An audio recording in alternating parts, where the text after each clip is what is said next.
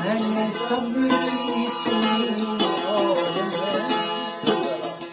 وقت پوری دنیا پہ جنگ اپنی ساری ہولناکیوں کے ساتھ مسلط تھی. ورلڈ وار سیکنڈ فرسٹ اس زمانے میں ہر جگہ وہ داستانیں رقم ہوئی ہیں بربریت کی، انسانیت سوز مظالم کی.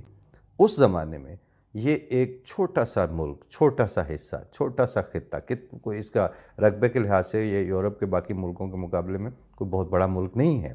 لیکن کیا ہوا کہ چاروں طرف آگ جل رہی تھی، چاروں طرف اس کی لپٹیں آسمان کو چھو رہی تھیں اور آسمان سے بھی آگ برس رہی تھی. وہ اس وقت کی جو بمبارڈمنٹ ہے وہ تو ابھی تک تو اس جیسی بمبارڈمنٹ دوبارہ دیکھنے اور سننے میں نہیں آئی کبھی. لیکن اتنا خطہ، وہ کون سے سوشیو پولیٹیکل، بلکہ ایسے کون سے پولیٹیکل پیکٹس اور کیسی اسٹریٹجیز اور کون سی حکمت عملیاں تھیں جو ان کے انٹیلیجنشیا، ان کے اسٹیٹسمین، ان کے لیڈرشپ نے ایٹ پلیس رکھیں. کس معاہدوں کی نوعیت کیا تھی کہ ہر طرف آگ اور خون کی ہولی کھیلی جاتی رہی. لیکن یہ حصہ، یہ خطہ بالکل اس کے اندر امن سے رہا، چین سے رہا. ان کی تباہی نہیں ہوئی، انہوں نے بربادی سے اپنے عوام اور اپنے لینڈسکیپ اور اپنے عمارتیں، ہر چیز کو بچا لیا. یہ اس کے اوپر بھی کیونکہ ایسا نہیں ہوتا جیسے لمبا عرصہ انسانوں نے ان لیبارٹریز اور ہیلتھ سائنسز کے بڑے بڑے اداروں کی موجودگی کے بغیر سانپ کٹتا رہا، لوگ مرتے رہے، ان کو پتہ چلتا رہا یہ سانپ کاٹے تو ایسے مرتے ہیں، یہ سانپ کاٹے تو ایسے مرتے ہیں. اب جا کے وہ وقت آیا ہے کہ ہمارے دور میں اب ہمارے لیے ضروری نہیں ہے کہ ہم کوئی سانپ دیکھیں، اس کے منہ میں انگلی دیں، کٹوائیں، مریں اور پھر یہ ثابت کریں کہ سانپ کاٹنے سے بندہ مر جاتا ہے. اب ہم نے انسانیت کا جو پچھلے 6000 سال کا یا معلوم تاریخ کے لحاظ سے 1,00,000 سال میں بھی انسانوں نے پتہ نہیں کیا کیا کچھ سیکھا ہے، کیسے کیسے زندگی یہاں تک آئی ہے. ہم نے ان تجارب سے ایسا سبق سیکھا ہے کہ اب کوئی سانپ کے منہ میں انگلی نہیں دیتا. انسانوں کی سیاسی، سماجی ترقی اور بہتری اور استحکام کے لیے بھی مختلف سانپ ہیں جو آپ کے سسٹم، آپ کی ریاست، آپ کے اداروں اور آپ کے افراد، آپ کی پالیسی میکنگ کے سسٹم کو ایک دفعہ ڈس لیں تو اسی وقت موت واقع ہو جاتی ہے. بعض کی سلو پائزننگ کے ذریعے موت واقع ہوتی ہے، بعض آپ کے بعض حصوں کو مفلوج، بعض زہر کر دیتے ہیں. ان ساری چیزوں کا پاکستان کے کانٹیکسٹ میں وہاں کے انسانوں، وہاں کے عامت الناس کے لیے اب یہ ضروری نہیں ہونا چاہیے کہ فردن سانپوں اور بچھوؤں کے منہ میں انگلیاں دے کے اس کے بعد آپ یہ کتاب لکھیں اور اپنے فیکٹس فائنڈنگ پیش کریں کہ جناب یہ سانپ کاٹا تو ہم مر گئے. آپ مر گئے، اس کے بعد آپ کے تجربے سے فائدہ اٹھانے والے آپ نہیں ہوں گے پھر.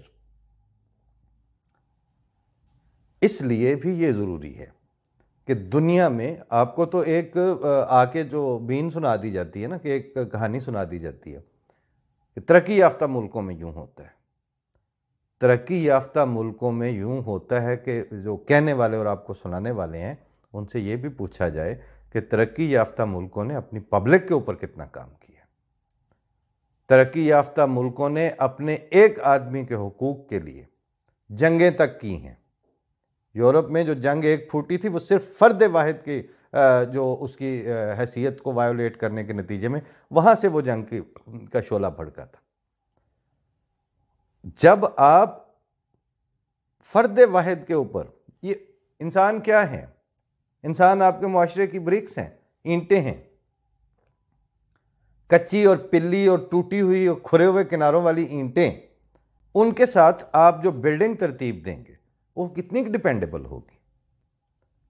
اور وہ افراد جن کی عزت نفس روزانہ کی بنیاد پر جگہ جگہ کچلی جا رہی ہوگی، جن کی سیلف ریسپیکٹ کا تصور ہی آپ نے ان کے اندر نہیں انکلکیٹ کیا. مجھے ان کے جو پلٹ کے سوال کرنے کی حیثیت ہے اس کو آپ نے کبھی تسلیم ہی نہیں کیا. ہر چیز آپ کے سامنے ہو رہی ہوتی ہے. میں نے شاید پہلے کہیں بتایا یا نہیں، جب میرے پاس ہماری اکلوتی اولاد اس وقت تھی جو ایک ہی بیٹی، وہ تو دو چکی تھیں مطلب، لیکن اس کے بعد بھی وہ جو پہلے والی ہے وہ then she was just 5 years old، 5 یا 5.5 سال کی ہوگی۔ میں آ کے کہیں کاموں سے، جیسے کوئی بندہ گھر آ کے ریلیکس کر رہا ہوتا ہے، اس ریلیکس کرتے میں اس کے اپنے مسئلے ہوں گے، کوئی اس نے کوئی اپنی بات کرنی ہوگی، اور وہ پوری سنجیدگی سے آئی ہے کہ میں نے اب پاپا سے یہ بات ڈسکس کرنی ہے، تو وہ دھم دھم جناب جب دروازہ یوں کھول کے، اور اس نے، اور کوئی بات بھی میں کہیں کر رہا ہوں گا ٹیلی فون پہ یا ویسے کسی کے ساتھ، تو میں نے جو ہی وہ انٹر ہوئی، پاپا یہ، میں نے کہا مجھے، پہلے میں نے اس کو روکنے کی کوشش کی کہ ابھی نہ کرے، نہیں نہیں نہیں نہیں یہ بات کرنی ہے۔ جب وہ دوسری دفعہ اس نے اصرار کیا، تو جب بات کرنے لگی تو میں نے روایتی جو ماں باپ ہمارے ہاں جو کرتے ہیں ان کی طرح، چپ کرو مجھے پتہ ہے تم نے کیا کہنا ہے، مجھے پتہ ہے کہ آپ کیا بات کرنا چاہتی ہو۔ اس نے آگے سے یہاں کر کے اس نے ہاتھ رکھا، اور چھوٹے چھوٹے ہاتھ اور انگلی یہاں کر دبا کے، پاپا میں نے ابھی بات کی نہیں ہے تو آپ کو کیسے پتہ ہے میں نے کیا بات کرنی ہے؟ بس یہ لمحہ کافی ہو گیا، وہیں رک گیا میں نے کہا نا بیٹے آپ کا موقف ٹھیک ہے، آپ کی بات ٹھیک ہے، کہ آپ نے ابھی بات واقعی نہیں کی ہے تو مجھے کیسے پتہ چل سکتا ہے اس بات کا؟